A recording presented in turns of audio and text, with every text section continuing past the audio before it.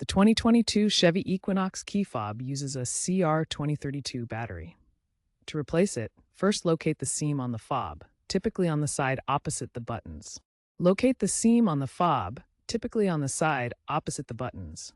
Gently pry open the case using a flathead screwdriver or a plastic pry tool to avoid scratches. Be careful not to damage the internal electronics. Once open, note the orientation of the old battery, positive side up, before removing it. The battery is not soldered in, so you can simply lift it out.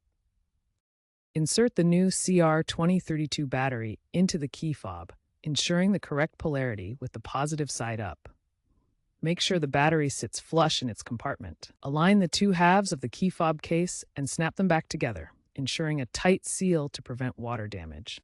Test the fob's functions, including remote lock unlock, panic button, and remote start, to confirm the new battery is working. If it doesn't work, try reprogramming the fob via the vehicle's ignition or ensure the battery is correctly seated. Remember to recycle the old battery responsibly.